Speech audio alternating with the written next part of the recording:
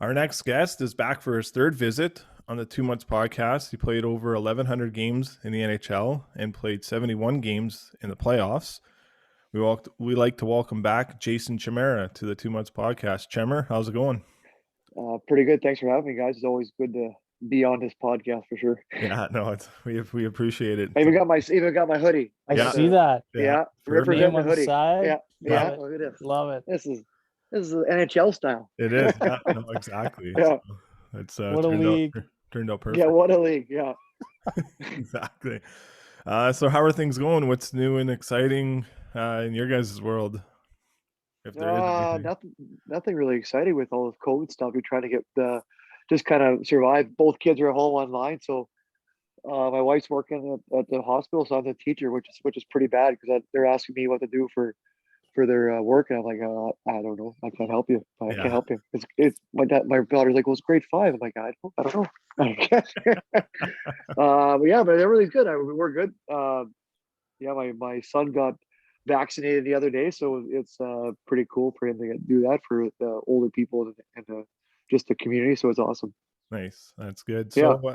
So did you guys have, I know that this COVID kind of shut down hockey, but did you guys get, any games in, and how many games you guys get in, and did you guys get a lot of practices in too for your coaching your kids and your kids playing? Yeah, we kind of did a makeshift schedule with the one team, and we got like 5 games in, and then my daughter's team, I think they got like 3 or 4 games in, and just against the White Mud team, and then a couple against the Southwest Zone team. So which was good. I mean, everyone did their best with what they could and what they had, and both teams extend their season, and which got shut down again, but which is nice. And the kids got to prolong their season a bit up until just last kind of restrictions hit. So, but yeah, everyone was doing the best they could. We got, I think it was tough at especially some of the rinks and stuff that were pretty strict with keeping kids distanced, and it was like they had to play in a bubble, so it's tough for like the younger ones to understand that.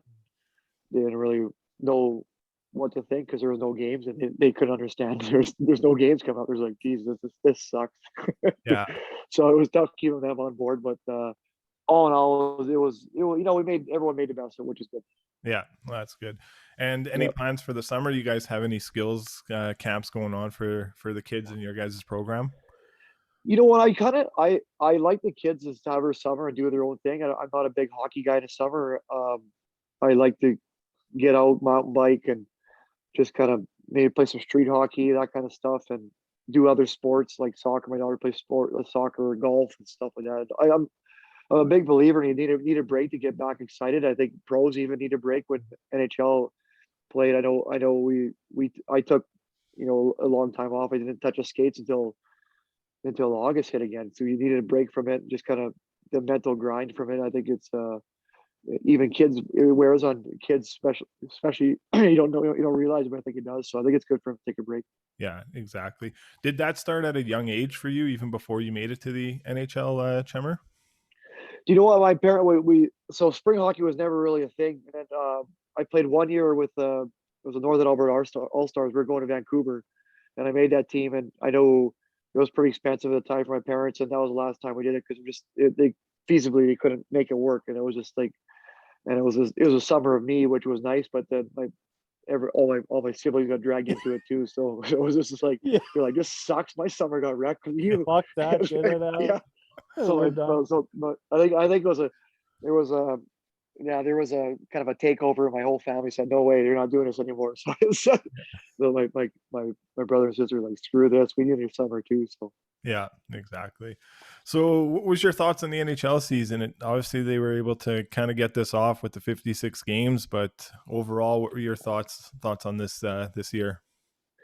You know what, it was weird without the stands. With fans and stands, I think it was really different judging the atmosphere in the game. I felt the first part of the lately, I think the hockey's been a little better. I think you watch some of the games and it's kind of ramped up. You can see people kind of get ramped up for playoffs, and some of the buildings now have fans in the stands, which is like, you watch some of those games and you can tell the intensities a little more. And it felt like more like Shinny at first when I was first watching it. But the first part of the year, it's kind of like, oh boy, everyone's trying to see what they could do.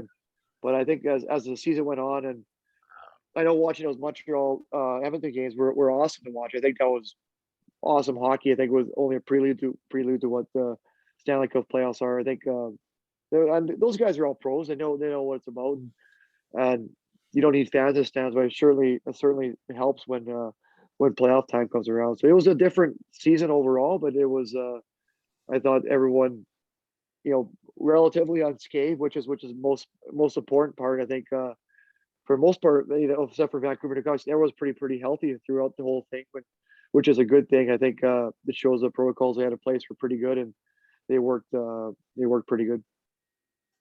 Yeah, I do you think having no fans in the stands would have an effect on certain players? I mean, Oh, for guys sure. that you Yeah. played with, Yeah. yeah. Yeah.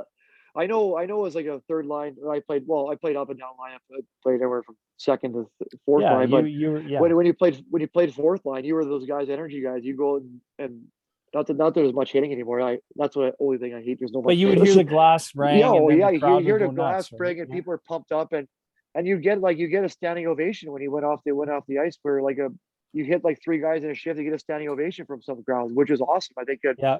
And your bench fed off it, and everyone fed off that energy you just created, or there's a fight, and there's a couple of fights break out, and you're part of it, and everyone's like, "This is awesome! This is the best thing ever!" Right? And I think you really miss. I think for guys like for me, I think you would really miss that part of it, and just from the energy guys, I think it's hard to create that energy in the building when there's no energy in the building. You got to really, You got to bring it back to junior, you or not yeah, even.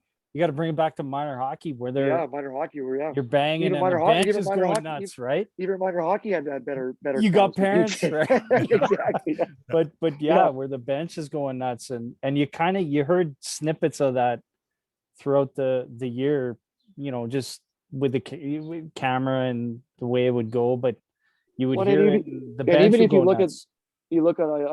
I flip side to it, but Rory McIlroy won the golf tournament. He said he didn't realize how cool it was to have the fans back in his corner and cheering him on, and I would shank a shot. I've had that many people in front of me, but they love it. They love that atmosphere. They love the people Yeah. cheering them on. They just like thrive under those big moments and those big you get a big cheer. It's a breakaway. You can hear the crowd going, and you need this and the oohs and ahs of the game. You just you certainly miss. And I couldn't tell you what it'd be like to play without it, because that was that was the only reason why you play the game. You play the game. You're standing there in warm-ups, and you get 17,000 people on blue line for an after. It's like, this is unbelievable, right? Wow. And wow, Yeah. this is so cool. Yeah. They're watching me. I don't know what the hell they're watching me for, but they're watching me. Was it my jersey in the stands? Yeah, exactly. Yeah, Awesome. but it was. But yeah, so I think it would. Back to your question, I think it would affect some guys' game, and I think it would affect some guys' point production, probably, for sure. Yeah. Obviously, because Cassian took a bit of heat in the playoffs last year, but it looks like he'd probably be healthy going into the playoffs this year. So I want to get your thoughts on the Oilers real quick. What's your thoughts on that third line that's kind of just started here with Neil, McLeod, and Chase on? What's your thoughts on that line? You got two veteran guys in the middle of a young star coming up here with McLeod. Well, people don't realize how and it kind of bugs me that the way of the veterans kind of gone away in the game. And I think you see that with Neil and Chase and this McLeod kid's playing really well. And you get two guys that have played the game and know what ins and outs of the game, and know how to be a professional, know how to treat yourself, know how to, and there's always times where you could go party and have fun. And no, but actually not COVID now, but like to teach you when like those moments, like, hey, let's bunker down here for a bit. And coaches are always good to give you days off and really feeling the energy of and it's really good to bounce ideas off those guys like Nealer. I know he's a good guy, and Chase sounds like a good guy. And for McLeod, it's just that's like a bonus having these two guys on his line mate. And Neil's been a great player for many years, and I think where those guys kind of get mixed in, some guys are top six like Turris and Ennis, and they're all really good players, but you get mixed in when they're not playing, they're not given a role or not given an identity. It's tough to perform as a player. And I know for a fact, like, I could be a fourth line guy, I could be a second line guy. It didn't really matter to me because I could go and hit. And for some of those guys, they need their mitts, they need their hands, they need power play touches. Like Neil needs his power play touches. He could score 30. And I do think he'll have a big playoffs because he knows how to play in playoffs. He's been with Pittsburgh, but many teams that are, that have won before. So I think he's a perfect guy to have in a lineup for sure. You look at Thornton and Spezza and Simmons, those kind of effect that has got on those guys. I think like having guys like Ennis, having guys like Neil Chase on, it only helps your team for sure. And I love having those guys in the lineup. I love to see them do well. I love Mike Smith. I love seeing older guys because I think people think once you get older you're finished, but I think age is just the number. I think if you're given an opportunity, you could do wonders. I think it's great. Yeah, and there's an article on tsn.ca that Frank Saravalli wrote today about Mike Smith being the comeback player of the year. He's had a tremendous year. So get your quick thoughts on his season. And Nick, you said you kind of touched on it there about age, and it's just a number. And it seems like some guys get better with age. Yeah, I think some guys get pushed out too because of contracts. And I think they want younger guys to get going, and older guys like myself, you get a feeling you get pushed out of the league, and kind of younger guys are coming up, which is fine. I think it's the nature of the beast, but there's still the intangibles of having like a guy like Neil and having a guy like Chase on and having a guy Smith and for what all intents and purposes, I think the Oilers dressing room is a really quiet dressing room with all Connor's not a very loud guy. I don't think Leon's a very loud guy. So you got Mike Smith, who's a fiery competitor, and he's a guy who wants to win. You could tell he wants to win. And from what I heard in practice, he's a guy who never takes a save off, never takes, he's always diving for pucks in practice, and just a good role model for young kids to have around. And you could tell he wants to win. And some people say maybe he's put on a show, but I think it's just that passion, and that you can see it when they score an empty net goal, it's 2-1, he's cheering louder than anyone down at the end. And I think it's awesome because he's just he's giving taps for teammates on the button, and not a goalie. Sometimes goalies look up, they're like looking at the player like, what the hell? Like he's one of those guys who always tapping guys on the button. Hey, no problem, we'll get it next time. So I think that's a big thing, and just his competitiveness, I think it's just infectious throughout the whole lineup. You see a guy like that battling for you, and you want to battle for him. That's for sure. Yeah, no, he's had a great year. It's just, I think like his numbers in the playoffs are unreal. I think, there's the small blip in the return to play, but, I heard Bob Stauffer talk about it yesterday on his show. He's like, he saw him, or someone like that was close to Smith saw him in Kelowna in the summer, and he looked like he was in dad mode. And, talk about it from all accounts here that he's been here all year without his family around. So, talk about how tough that can be for a player at any part of his career, early, middle, or at the later part of his career. I think his family's here, isn't it? Oh, is it? Okay. Sorry. Yeah. I think they're here. I think they're here. I think if they moved earlier on, I think they're allowed to be here for sure. Okay. All right. We can. I'm not certain on it, but I think they're here because but I know for a fact if like people, I know for him, he's got 4 kids, I think, and for what I tend to purpose, I think he's a great dad. He always has them around the rink, and I guess they're just terrors around the rink because they're all over the place, right? But which is great. I think for me, when I became a father, I became a better player. It put a lot of things in perspective, and I think the wins and losses weren't so bad, and you come home to kids and that still love you and still think the world of you. I think it really, when I was younger, just new in the league, and you come home, you take things with you pretty hard, and you let one bad game affect you, and pretty soon you're on a weak slide. I think that never really happened later in my career because of my family. I think if you don't, and to your point, if you don't have your family around, a lot of these guys are kind of lost, or like lost puppy dogs for sure. Because for me, my kids are everything to me. I think so I think it'd be really hard not having them around. Yeah. Well, and you got 4 kids, like that's gonna prolong your youth. Oh yeah, like for sure. Yeah. He's running around chasing those kids. Yeah, There's no way he's getting old anytime soon. So yeah. Well, it keeps it in perspective. That the game's fun, and it just like I think as I got older, I had way more fun playing the game than I did when I was younger, because it was just a game, and you forgot about that.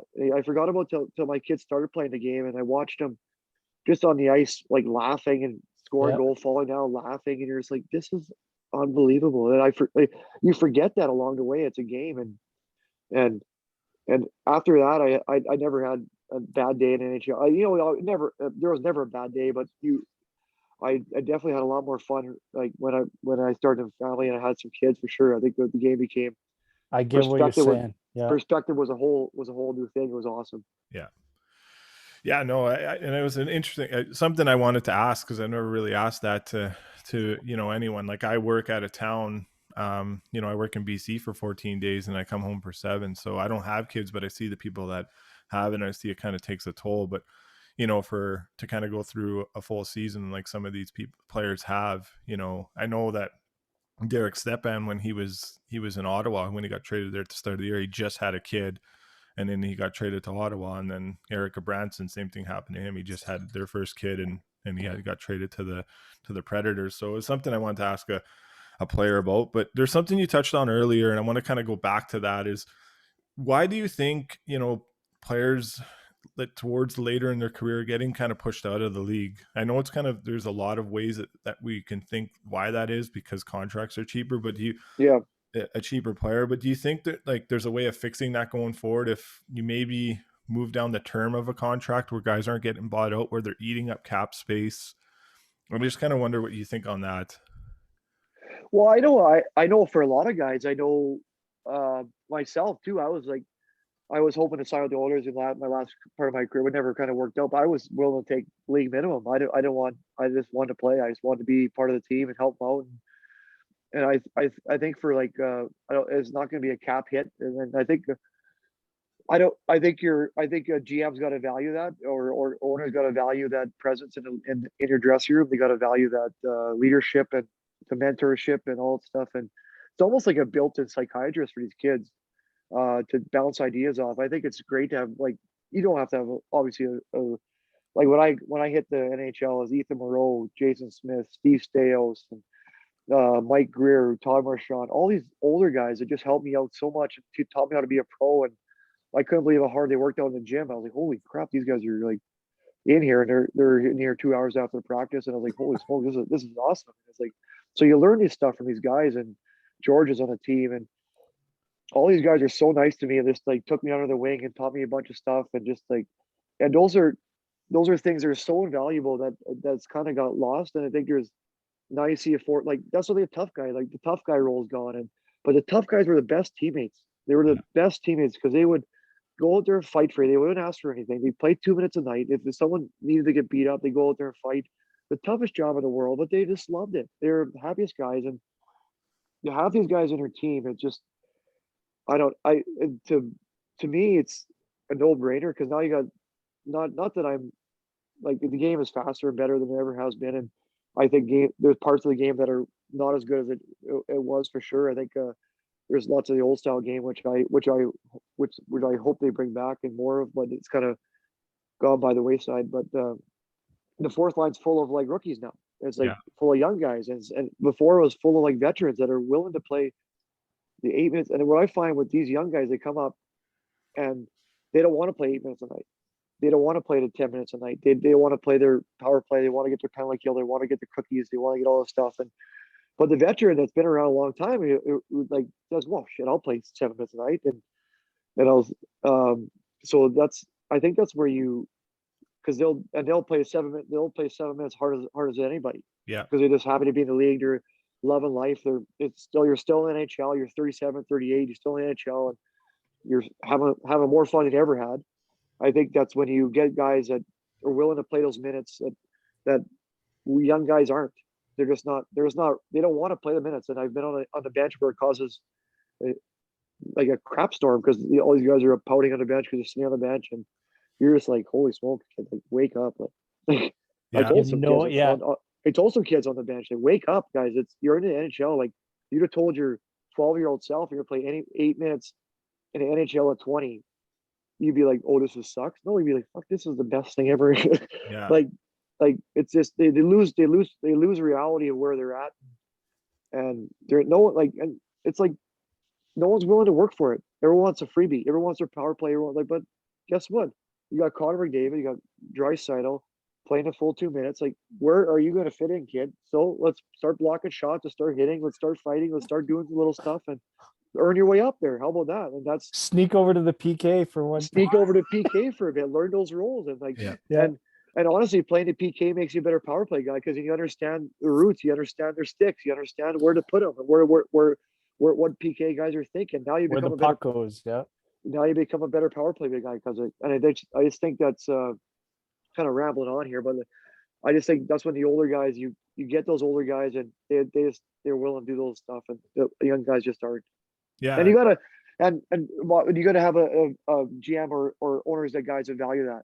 That's how you change it. Like we as veterans, you could say that to the people that are signing but they're the ones signing the contracts, and they're the ones that they want to push these young guys so fast, and that's the problem. And just let them marinate them. I played 3 years in minors, the best thing ever for me. Yeah. I was not ready, and I couldn't have played in the NHL. Not that I was ready anyways, but those 3 years were invaluable. It taught me to live on my own, taught me how to make my own meals, and I was, you're growing up.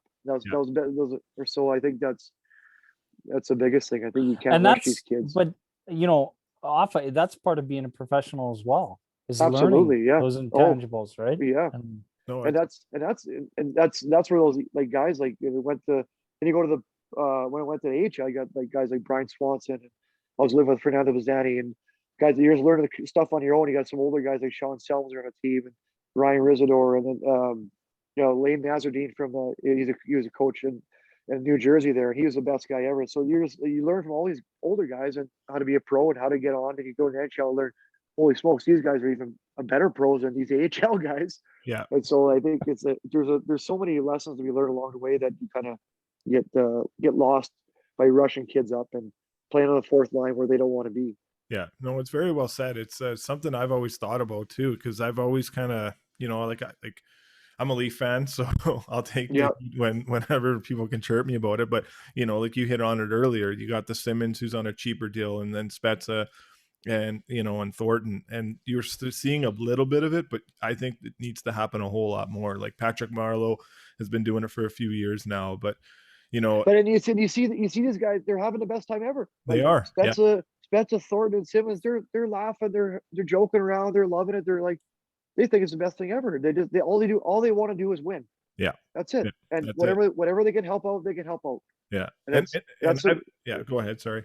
No, go ahead. Yep. Yeah, and like I've been a fan of yours, since you broke into the league, and I, we talked about it on previous podcasts with you at the Perry Pern. Like I was pissed off because I'm watching you and you're fucking beating some of these younger kids in these drills, and I'm like, fuck, you got many years left in my opinion. And I just wish I wish it happened more. I wish that kind of more people appreciated that role, and hopefully going forward, maybe they do, and people can see the success, because even Tampa Bay kind of did it when they won their cup. There's a few guys on their team that are on a cheaper deal, and you need those guys. And I think it's kind of overrated. I think it's like underrated. Sorry, those guys are just like, you need, because especially in playoff time, like you'll see like a lot of these young guys just don't know how to play in the playoffs, and they're like, holy smokes, this is men hockey now. Like, and that's what it takes. Like Thornton, like that's what I'm like scared with the Oilers. Like there's no like maybe Neil and those guys will calm these guys down. Like it's not such a big deal. Like if we lose a game, let's just calm down and don't let that one loss become 2 losses, because that's when those veterans have been through the wars, have been through all the stuff, and they know how to calm people down, and they say the right things at the right time, which is so valuable in playoffs, especially because you can win in the regular season, but like playoffs is a new beast. Yeah. So it's hopefully, yeah. So we'll stay with the Oilers and we'll get to the playoffs. One last question. It's on Connor McDavid. He's got 35 points in his last 13 games. You played in this league for a very long time. It's a very hard league. It's the best league in the world. Like this guy is unreal. And you're a very fast skater too, but just talk about the season he's having and the progression each year. He's just getting better and better and better. Well, I can skate fast, but I can't do stuff at fast speed like he could. I mean, holy smokes. I told my son, like, I go, okay, Kale, these guys like Ovi, him, and like Backstrom. I go, these guys are unicorns. You can't get to this level because they're just gods. They're just like God's gift. You believe in God, or man's gift, or you believe in apes, or just he's just born to play hockey. He does it such a high level, and I find it funny because all these skills guys are trying to make drills off Connor McDavid's stuff, but like he just does it naturally. If he had no skills guy in the world, he just do that naturally. I think it's just a God's gift talent, or his parents are blessed him with some kind of human strength, because he's honestly it's like when he goes with speed, and as a defenseman, you're just like, what do I do? Like you can't. He goes through you, he goes around you, he goes, and his ability to make plays and score and at high speeds and high level and just the way he sees the ice and. But it's actually amazing. It's those two guys are like him and Drysdale are just they're like my wife put it this way. She's never said anything about hockey, but she's like, I'd pay to watch those guys play, which is pretty funny because she'd never say it. Like if she would, she was, I'd pay a ticket to watch those guys play. I know, yeah, like it's amazing. Like he's worth the price of admission. He's worth like buying a pop your $12 beer or whatever the hell it is. He's worth it because it's just and it's pretty fun. Like 100 points in 53 games, and they were just like at this age, this day and age with the goaltending the way it is, the coaching too, the coaching and the funny thing is, you're as an opposition, you're pre-scouting this guy, and you're saying, okay, like defenseman, you need to gap up on this guy, you need to limit his time and space. So they're trying to, it's not like they're trying not to stop him; they're trying to stop him. They shut down 97. Yes. At 29, they win the game. Yeah, absolutely. That's but you like that's the game plan. Who cares about the rest of the team? Yeah. Shut down these guys. But it's actually a treat to watch. And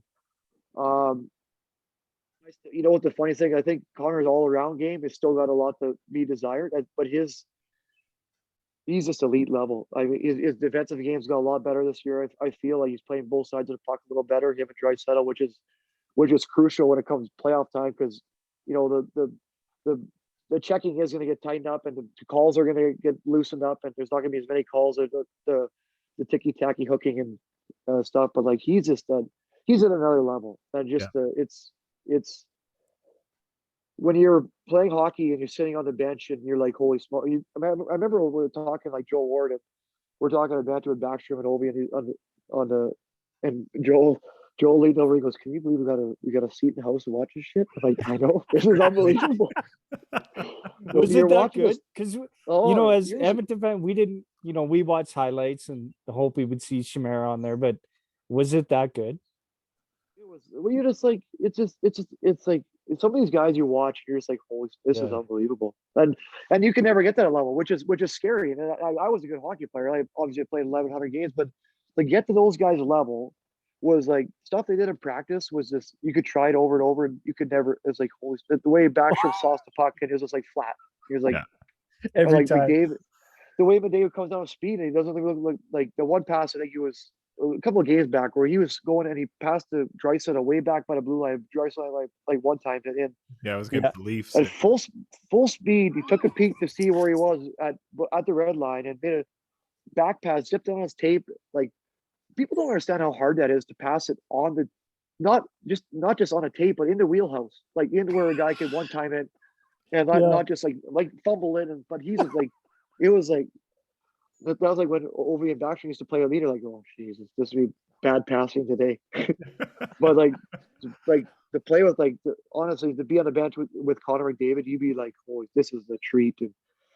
And Oilers fans, and just to because we're heading into the playoffs and the Oilers are, obviously Draisaitl, McDavid are going to get hammered on but it makes Archibald, Chimera, all these guys play better, I think, come playoff time. Oh yeah, I mean, it would make you play better in the playoffs. Right? I felt like played the best in the playoffs just because like it was just like you knew third and fourth line guys made it. I watched. I think it was like one of my first ever Oilers. I think Joe Holbig scored a goal in one of the games, and I was like, "Holy smokes!" And I didn't know who the hell Joe Holbig was, but he scored. I think he was called up for the playoffs. He scored a goal and I think it was a game winner at the time. It was like, "Holy smokes, this guy made a difference!" And I don't know who the hell he was, which is like so cool. I think, like you said, that's when Archibald comes on. That's when Yamamoto and all these guys step up, and you see a game one, and that's the best thing about playoffs because you may score the first shift, and that may be the game winner. That's how tight checking is, right? So those when. As a third and fourth line guys, you prided yourself on.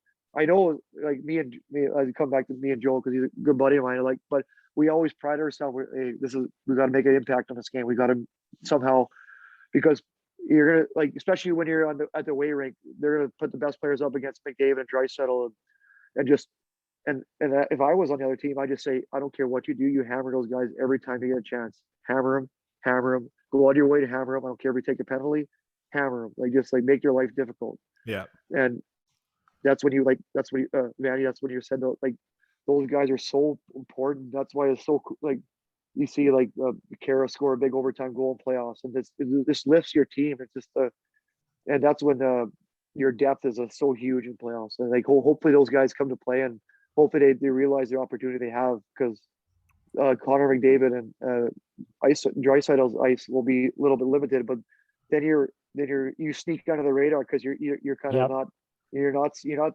People are not keen on you. Then you're not a game plan, and all of a sudden you get more ice than you think you would. So it's going to be huge. Yeah. What is it? What did Draper Belker used to say? It's not what you get, it's what you give up. At that point, I guess. Yeah. That's very, very true. So in this series with Winnipeg and Edmonton, the Toronto and Montreal series has the same thing with, they have a back-to-back. So and then they got the scenario of 3 games in 4 nights. That usually isn't the case in the playoffs. It very rarely happens. So for a veteran player or any player, like, is obviously the good part is that there's no travel in those games, because they're going to be, in the same city when they play the next night. But could that be a difference maker in a series, you find? Because maybe you might not go back to that starting goaltender and you might have to play your backup. Yeah. Oh, for sure. I think even momentum wise, I think like it's hard to get the stuff back on the rails if you're say like Oilers win the first 2 games and they win the third one, and your Winnipeg's done because they're just mentally defeated, right? If you get a back-to-back situation. I do Washington one time. We played Tampa and we went back-to-back for some reason, and we were just like they won a game in overtime, and next night we were just like totally deflated. It was just like, so the momentum's so huge, and sometimes you need a day to regroup and get your mind back right. And if you don't have that day, it's hard to regroup. And like you said, you might be starting your backup because it might go into 5 overtimes or like third overtime, right? So, and that's when all this stuff comes into play. And but back-to-back games are hard in playoffs. I know we played it only one time. I had one, and it was emotional because you put so in playoffs. No matter what you say, it means way more than the regular season. Like you're so emotionally invested. Like you're thinking about it all day. This is, and when you get to the game, you're so ramped up, and I remember coming down from the game. After the game, you're so tired. You're just like, holy smokes, that was really you're just in it. Oh, you're just like drained, like physically, mentally drained. And I know because we had no practice in between, and took the next day to kind of get regrouping, and next day you felt better again because you're just like you put so much into that one game. I think it was like that's the biggest thing about back-to-backs is hard in playoffs. Yeah. So I want to dive into that a little more, and by all means, if you don't want to talk about it, how do you react family-wise for those 2 months, or like you just kind of you're still dad at home, dude. Yeah. They just kind of you kind of they didn't know how important it was. You kind of just kind of go into playoff mode. Honestly, you spend a little less time with your family, and you just still do the regular things. If the kids go to a hockey game, maybe go to a hockey game or just does stuff, but like you kind of relax a little more. You don't take as many walks to the parks and stuff with the kids, and our kids are younger. Dad can't play basketball or whatever. Yeah. Well, you don't want to roll your ankle or something. No, but wow. Okay. Yeah, but it was so like, the sacrifice. It is, and I think you remember those games were so like I said, it was just so emotionally and draining and mentally draining because every play meant so much. Like that, if I didn't get that play out on the wall, I turned it over. Like it almost cost you a goal. You're like, oh, that could have cost the game. And it was like it's kind of like you don't really think it when you're playing, but like my heart's beating right now. Oh, I know. That's why I'm getting all sweaty because I'm just excited. Like I love playoffs. It was just like the best thing ever. I think the weather got warmer. You're going to the game and your roof's down, and the windows are open, and you see the atmosphere. It's too bad because Edmonton, like the atmosphere of his bonkers for these guys, and all around town you see banners, and the same with Washington. Everywhere you go, you like rock the red, and you see so many stuff around town. It just gets you more pumped up. It gets you more amped up, and I think you realize everyone's behind you. I think that's what sucks about this whole COVID thing. Yeah. They should almost because especially with Edmonton and the Canadian cities, they just get right into it. I think it's that arena district will be pumping, and so I think that's hopefully some people still come out and support him and on the way to the game. It would be awesome, but I think it's those fans, and like the playoffs were just that's what you play. That's what they play the game for. I mean, it was Yeah. just like. And I never won a Stanley Cup. That's my only really regret. I think you lost on like game sevens a couple times, and I'm still pissed off about it because you didn't win it. Because there's always something. Like, I had a great career. I have no regrets, but like that's one of the ones that you wish you had in your back pocket, because Yeah. that would just put a feather in my cap, because I got everything I need out of hockey. I drug everything I could out of it, but that's the only thing that will probably bug me till when on my deathbed. I'll be like, "Fuck, I didn't win a Stanley Yeah, Cup." but coaching, still coaching, buddy. No, I know for sure, but Still that's get like, in there. yeah, I know. Would you get back into the game on that level at all, you think? In, when the You know kids what? get Right older? now, I miss so much of my kids when they're younger. I think it'd be kind of selfish of me to pull myself away from that again and just to get it. I would love to. I love as I get older. I love empowering kids to do something they don't think they could have done. Yeah. Right?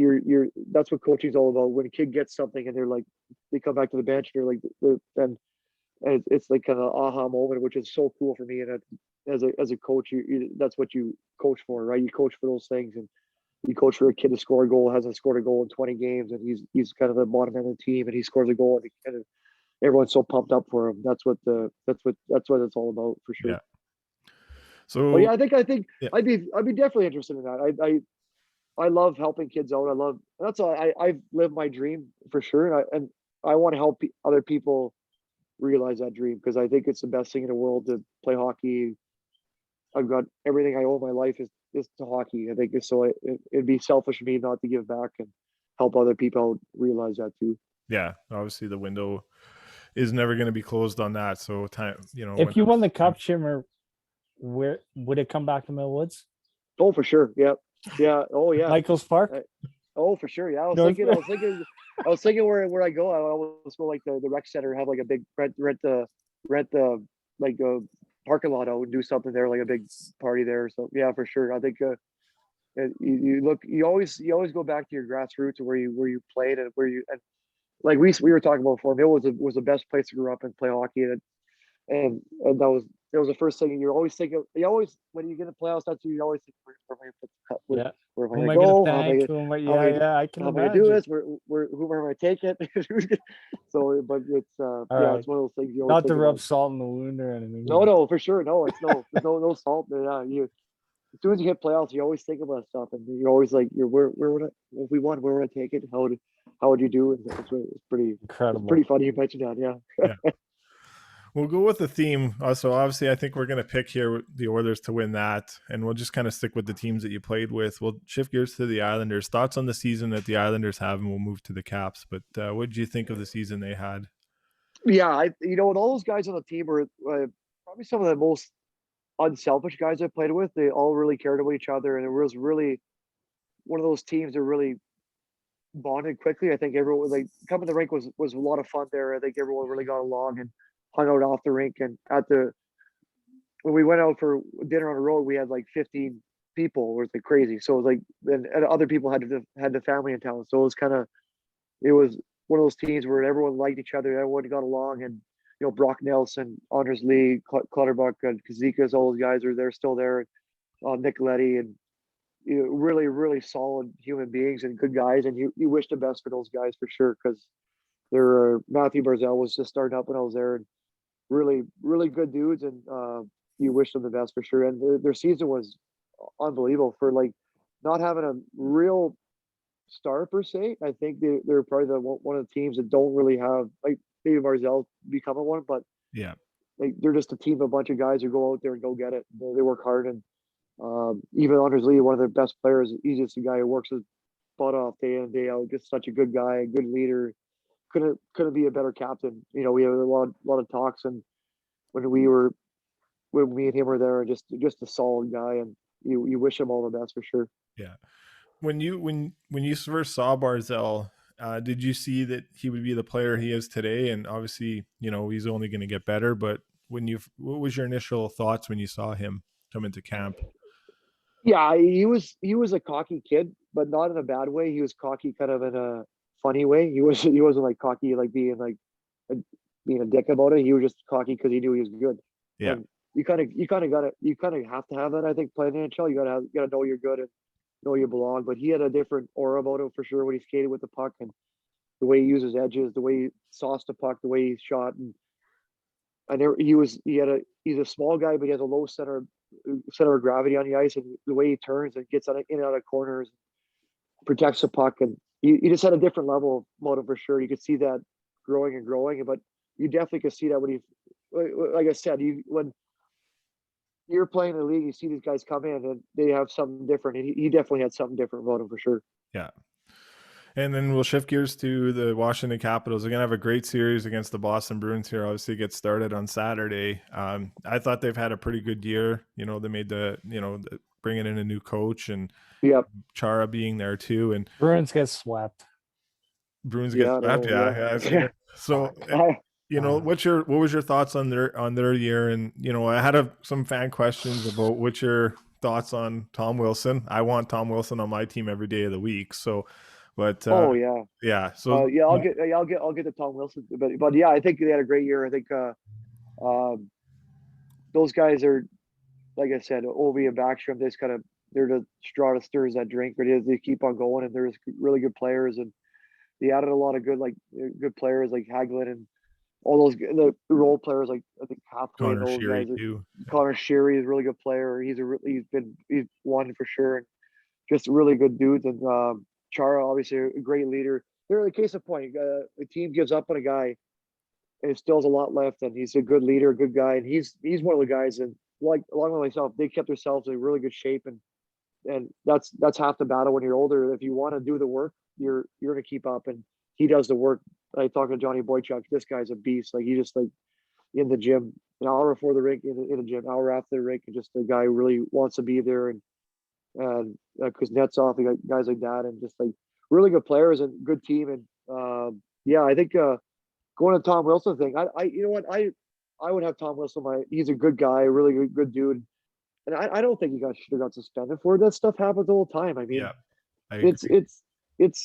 it's hockey. The scrums happen all the time. We've gone so far the other way of agreed. I'm trying to think of a word because I can't say too much nowadays without pissing too many people off. Yeah. But wussy, there's a bunch of it's just like there's Snowflake. scrums happen. I got thrown into the ground like that so many times from behind, or slew-footed, or like. But he's if you don't want to be in it, get out of it. Absolutely, that's the game. And like if you don't want to be there, then like they're all these hits now. Everyone's that's a hit for hitting. What's a hit? Yeah. How about the puck carrier get your freaking head up? Yeah. Where's the onus? Where's the onus on the puck carrier? Like, and so many times the guy turns his back at the last second, and I know it's me. If I turn my back at the last second, I expect to get drilled behind. That's what it was. And like, but or else if it's a scrum, if it's a scrum like that, like not too many times. Like scrums are a joke nowadays because no one comes out and there's like a bunch of slappy hands things. So like, But before you pull someone on a pile, you start beating the crap out of them. That's what if someone jumped on your back like that, you pull off, you start like. But he doesn't know who's on his back. Look, he doesn't. And I was gonna say he doesn't. And you get heated, like, and you don't even like you're seeing red at this time. Like you're like as a hockey player, he doesn't think Panarin's coming at him. I think what a normal fan doesn't understand is like you get so emotionally invested in this stuff, and like when it's something like that happens, you're in there protecting somebody. And then all of a sudden someone jumps on your back. Okay, it's game on. Here we go. Like this is like we're like you're looking around. You're ready to go because you're get my back to the boards and I'm throwing. If I don't start throwing here, I'm gonna get my ass beat. That's the way it was. so I think but that's like I think it's gone so far the other way. That's where I don't like the game now. I think it's kind of everything's suspendable. There should be a suspension. Well. I mean, if they saw half the hits I got hit in the AHL, like I get a suspension, or someone who got a suspension every time someone hit me, or DJ Smith, captain or the coach of the Ottawa Senators. He beat me up every game in St. John's, Newfoundland, for Pete's sakes. He'd elbow my buddy Swanee in the face. I'm like, oh, here we go again. I gotta get beat up. You do just start punching me in the face, like, holy this, calm down. Yeah. But that's the way it was. I mean, that was hockey, and that's the best thing. I bet the best thing about hockey when I play, you could police yourself out there. There was no one else policing it.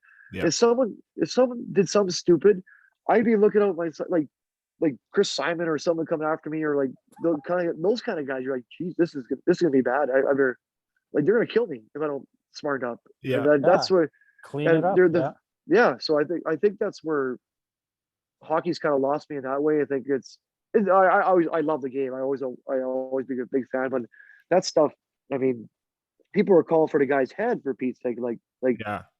Well, it happens every game. It just, I said it our last podcast. Tom Wilson will be the last. I mean, Ryan Reeves will be the last enforcer, but Yeah. Tom Wilson will be the last player that can the power forward, if you will. Yeah. Yeah. And Where I you respect the hell out of Sidney Crosby. The next night he's pounding someone He's else doing the same in the thing. head, Yeah.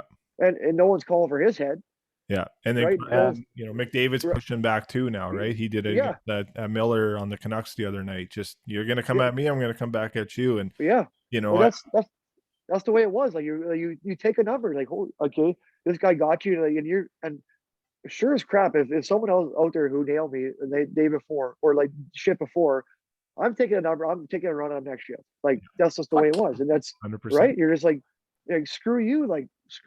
But now it's just like, oh, well, like, but it's like, I don't know. I think you're one of the smart ones here where you never got on social media. And I think the social media part of the game is kind of hurt players like Tom Wilson, because I'll probably take some heat for this saying this. I don't even think Tom Wilson deserved the suspension on the Brandon Carlo hit. I think that. No, I don't. I agree with you. Yeah. And I thought that was, kind of Twitter broadcast driven. And I know he suffered an injury on the play, but that the game is a part of, there's hitting in the game. And I don't think, it was more or less after the hit of what happened, but I don't think he was going at him to hurt him. And it drives me nuts because, like, you played with this guy, and I would take him on the team. I texted him after that. I said, listen, but I thought it was crap, I think. And ultimately, like, George Parasol's guys, they have a hard job. I mean, very hard. Reffing's a hard job. Like it's hard. Like, you're trying to dissect something at a fraction of a second, like, or is his elbow up there, or did he leap, or you can't tell. Like, that's why videos kind of crap too, because you're looking at these stuff and you slow it down so much. Of course, like, that's like even video, like, when you watch your video in the hockey, like, in the games, like, well, of course I would have done something differently there if I watched it on video, like, but you're making a decision, a split second decision on someone coming running at you. You're going to make a decision. Okay, sometimes it's not the right decision. Well, sure, maybe it wasn't, but in that case, I agree with you totally that he shouldn't have got a suspension. I text him after, and he's like, "Yeah, I know." I was like, and that's just, like you said, social media. And social media is good for a lot of things, but I think it gives a lot of dickheads a voice that shouldn't have a voice.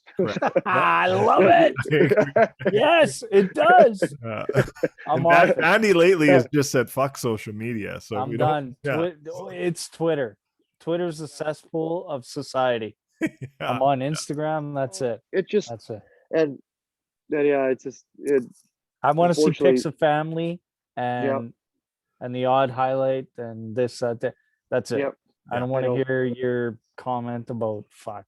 You say something and then you got 20,000 comments down your throat. It is brutal on that aspect. And but it's today's society, and that's why if I was a GM of a team, I would say everyone on the team, you don't have Twitter, you don't have anything like that. You don't have social media.